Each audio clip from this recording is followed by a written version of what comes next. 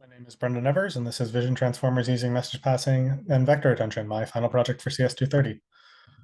Transformers as an architecture have revolutionized modern deep learning from NLP to vision. They work by using a mechanism called attention, which passes a scalar called attention between the words, or in our case, patches, because we're doing images of the input. This can be thought of as a form of graph neural network called the graph attention network, where the nodes are our patches and the attentions are vectors or are scalars passed between them.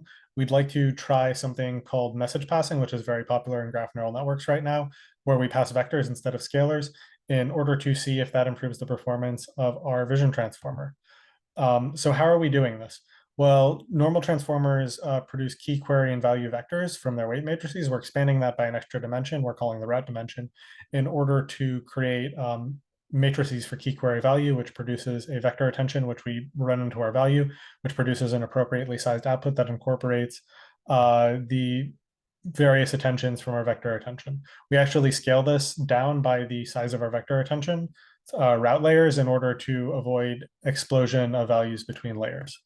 The other architecture we tried here was inspired by PointNet, but a little bit less principled. That we called it the max architecture. We simply expanded key and query instead of value, and when we encountered a vector attention, we took a point-wise maximum. This is in order to say compute and sort of to see if it works. So the task we ran into was we were trying to train on ImageNet because it's sort of the normal baseline, but that proved a little bit too compute intensive for what we had.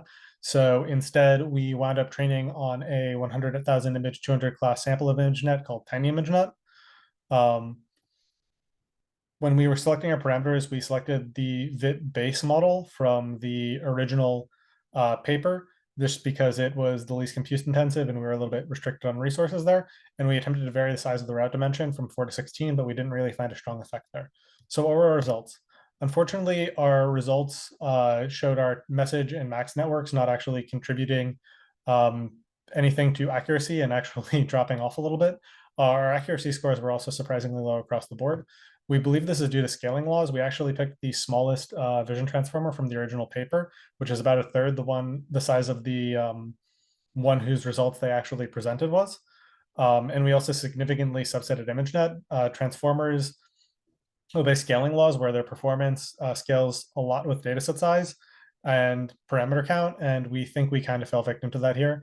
So despite that, we think that our results are sufficient to establish a comparison between these three architectures and suggest that the baseline transformer actually performs the best out of all of them. Attention really is all you need.